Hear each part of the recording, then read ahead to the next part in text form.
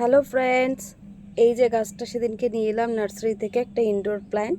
অবশ্য যদিও ওরা বলেছে সেমি ইনডোর, এখন সবই তাই। একটুখানি মাঝে মাঝে একটু হালকা রোদে না রাখলে কিন্তু গাছগুলো একদমই ঠিক থাকে না।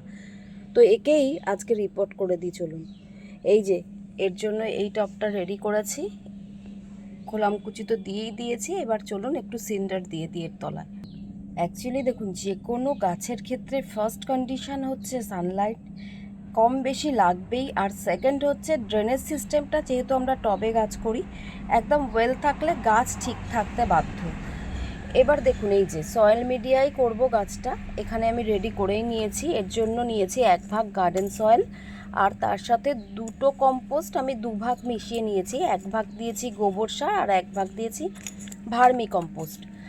আর একটা যে ভাগ থাকছে তাতে 50% দিয়েছি ঘরবাড়ি তৈরি করবার বালি, আর 50% দিয়েছি কোকোপিট। ব্যাস এইটুকুই। আর একটু ট্রাইকোডার্মা মিক্স করে আমি এই জেনারেলি নর্মাল গাছগুলো যখন রিপোর্ট করি সেগুলোর সয়েল মিডিয়াটা রেডি করে রাখি, এবং এটা বেশ কিছুদিন আগেই রেডি করে রাখা থাকে। তো সেটাতেই এই গাছটা জাস্ট রিপোর্ট করে দেবো। চলুন করে নেওয়া যাক। এই যে আমার রিপোর্ট করা কমপ্লিট। এবার ওকে একটু ভালো করে জল স্প্রে করে, আর এটা তো একদমই ইনডোর বা সেমি ইনডোর যাই বলুন সেই ধরনেরই গাছ, তো ওকে এবার সেমি শেডে রেখে দেবো।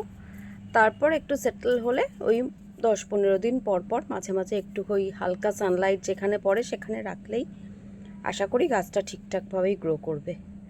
তো আজকের মতো এটুকুই। আবার খুব শীঘ্রই দেখা হবে আর একটা নতুন ভিডিওর সাথে। টাটা।